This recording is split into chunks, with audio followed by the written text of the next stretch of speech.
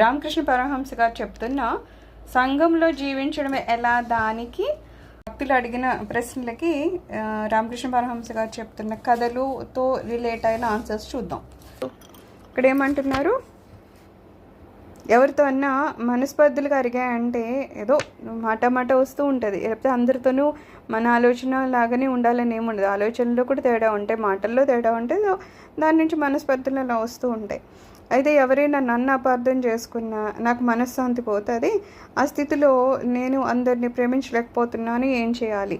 ఒక్క వ్యక్తి ఏదో అన్నాడని చెప్పేసి ఆ కోపం మిగిలిన వాళ్ళ మీద చూపిస్తే నేచురల్ ఏమవుతుంది, ఏ రిలేషన్స్ నిలబడవు అనమాట, ఏ సంబంధాలు సరిగ్గా ఉండవు. స్వామివారు ఏం చెప్తున్నారు, ముందు ఎవరైతే నిన్ను అపార్థం చేసుకున్నారో లేకపోతే నిన్ను తప్పుగా మాట్లాడుతున్నారో ఫస్ట్ వాళ్ళ దగ్గరికి వెళ్ళి మనసు విప్పి మాట్లాడు, ఏదైతే అపార్థం చేసుకున్నాడో ఆ అపార్థాన్ని దూరం చేయడానికి ప్రయత్నించంటారు. లేదు అది అలా చేసినా సరే ఎదుటివాడు అర్థం చేసుకోకపోతే ఏమంటున్నారు, భగవంతుని శరణు వేడండి అంటున్నారు. భగవంతుడి దగ్గరికి వెళ్ళి భగవంతుని గురించి ఆలోచించాలి. ఎందుకంటే ఇక్కడ ఏమంటున్నారంటే నిజంగా ఎవరో ఒక వ్యక్తి వలన అతను అన్నాడని బాధపడడం లేకపోతే అతను దూరమయ్యాడని బాధపడడం అనేది ఒక రకంగా మూర్ఖత్వం అనమాట.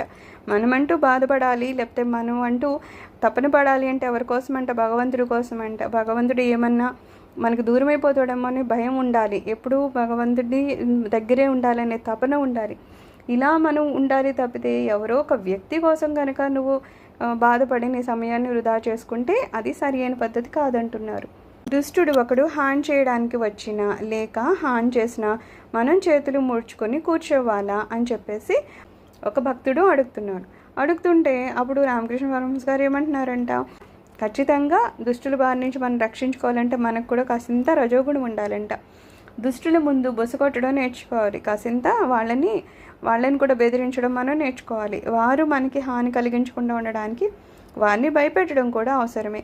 మనం ఏం చేయాలట, వాళ్ళు భయపడితేనే కదా మనకు కొంచెం దూరంగా ఉంటారు, లేదంటే మనం భయపడితే వాళ్ళు ఇంకా మనల్ని కష్టపెడతారు. అందుకని మనకి హాని కలిగించనంతలాగా మనం వాళ్ళని భయపెట్టాలి.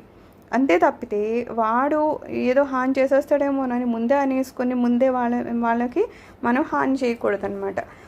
వాళ్ళు ఏమన్నా మన జోలికి రాకపోయినా సరే వాడు ఏదో చెట్టోడు అని చెప్పేసి మనమే ముందు వెళ్ళిపోయి వాడిని అనవసరంగా కష్టపెట్టడం అనేది తప్పు అంటున్నారు.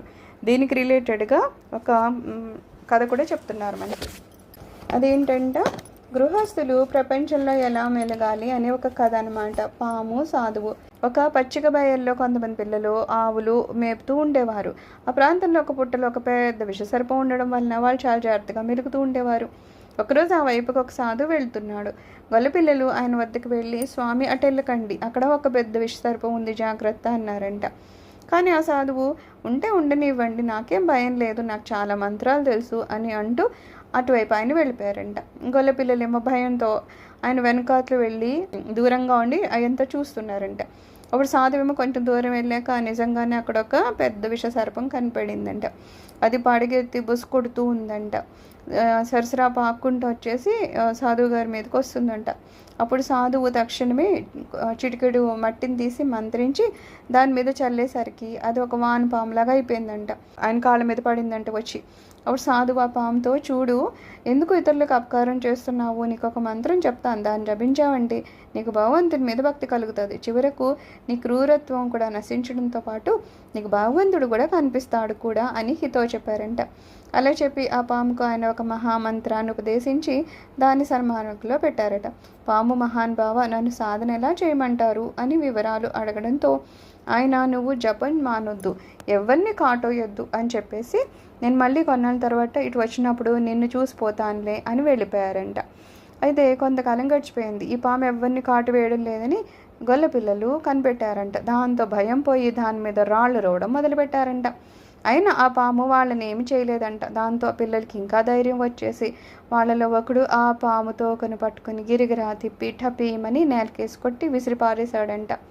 ఆ దెబ్బతో పాము రక్తం కక్కుకొని స్పృహ తప్పిపోయి పడిపోయిందంట. ఈ స్థితిలో పాముని చూసి అది చచ్చిపోయింది అనుకొని ఆ గొల్ల పిల్లలు వెళ్ళిపోయారంట. అర్ధరాత్రి అయిన తర్వాత పాముకు స్పృహ వచ్చింది. ఎంతో కష్టం మీద శరీరాన్ని ఇడ్చుకుంటూ పుట్టలోకి చేరింది. ఎముకలు విరగడం వలన కదలడం కష్టమైపోయిందంట. ఇలా కొంతకాలం గడిచి పాము చిక్కి శల్యమైపోయిందంట. చర్మం మాత్రమే దాని ఒంటి మీద మిగిలిందంట. పిల్లలు మళ్ళీ కొడతారేమో అని భయంతో అది రాత్రిపూట మాత్రమే బయటకు వచ్చి ఆకులు, అలములు, రాలిన పళ్ళు తింటూ ప్రాణాలు నిలుపుకుంటుందంట. ఉపదేశం పొందిన తర్వాత ఇతరులకు అపకారం చేయడం అనే మాటే అది మర్చిపోయింది. అయితే 1 సంవత్సరం గడిచిపోయిందంట. సాధువు మళ్ళీ ఆ వైపు వచ్చి ఆ పామును గురించి అక్కడున్న గొల్ల పిల్లల్ని అడిగారంట.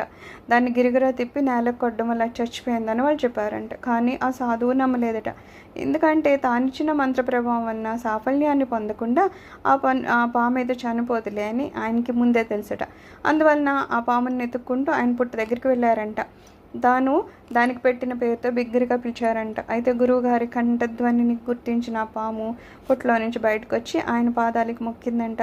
ఎలా ఉన్నావు అని అడిగారంట సాధువు కుశల ప్రశ్నలు వేస్తూను. మీ అనుగ్రహం వలన బాగానే ఉన్నానండి అని పాము బదులు చెప్పిందంట. చిక్కుపోయిన దాని శరీరాన్ని చూసి సాధువు అదేంటి అంత బక్క చిక్కిపోయావు ఎందుకని ప్రశ్నించారు. మీరిచ్చిన మంత్రాన్ని జపిస్తూ ఎవ్వరికీ అపకారం చేయకుండా ఉంటున్నాను. ఆకులు, అలములు తింటూ కాలం గడుపుతున్నాను. అందువలన కొంచెం చిక్కినట్లు మీకు కనిపిస్తున్నానేమో అందంట. ఆ పాములో ఇప్పుడు క్రూరత్వం నశించిపోయే సత్వగుణం ఏర్పడింది. అది ఎవ్వరికి అపకారం చేయలేకపోతుంది. గొల్లపిల్లు తన చావు బాధారన్న విషయమే మర్చిపోయింది. సాధువు ఆహారం వల్ల నువ్వు ఇలా మారడానికి వీలు లేదు. ఏదో కారణం ఉండుండాలి. బాగా జ్ఞాపకం చేసుకోమని దాన్ని హెచ్చరించారంట. అప్పటికి కానీ ఆ పాముకి గొల్లపిల్లలు చేసిన ఆగడం గుర్తుకు రాలేదంట. అప్పుడు స్వామి నాకు ఇప్పుడు గుర్తుకొచ్చింది. ఒకరోజు ఒక పిల్లవాడు నా తోకను పట్టుకుని గిరిగిరా తిప్పి నేలకు కొట్టాడు. కానీ వాడు అజ్ఞానం వల్ల అలా చేశాడు. పాపం నా మనసులో కలిగిన మార్పు వాళ్ళకేం తెలుస్తుంది అన్నదంట. ఆ మాటలు విన్న సాధువు ఎంత సిగ్గుచేటు, నీ తెలివి ఇలా తెల్లారిందా?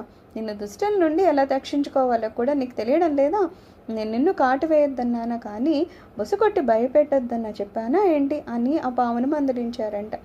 అందువలన గృహస్థులు దుష్టుల విషయంలో బుసకొట్టడం అనేది చాలా అవసరం. అలా భయపెట్టకపోతే ఆ దుష్టులు అపకారం చేస్తారు. మీరు బుసకొట్టడం వచ్చు కానీ మీ విషయంతో వాళ్ళకు హాని చేయకూడదు అని గురుదేవులు ఆ భక్తునికి చెప్పడం ద్వారా గృహస్థులకు సంసారంలో ఎలా మెలగాలో బోధించారు. ఏదో అంటారు కదా, మనకి మెత్తగా ఉంటే మొత్తాలు అనిపిస్తుంది అని చెప్పేసి మనం అవసరానికన్నా ఎక్కువ మంచితనాన్ని చూపిస్తూ ఉంటే ఎదుటి వాళ్ళు అవసరం లేకపోయినా సరే ఇంకా ఇంకా ఇంకా మనని కష్టపెడుతూ ఉంటారంట. భగవద్గీతలో కూడా చూడు అర్జునుడు మేము యుద్ధం చేయను, నేను మంచితనానికి పోయి ఏం చేయకుండా ఉంటాను అన్నప్పుడు కూడా కృష్ణుడు ఏమంటాడు, మంచితనం అంటే ఏదో అన్నీ వదిలేసుకొని ఏ పని పాట చేయకుండా ఉండడం కాదు, నీది ఏదో నువ్వు సంపాదించనే అన్నారు.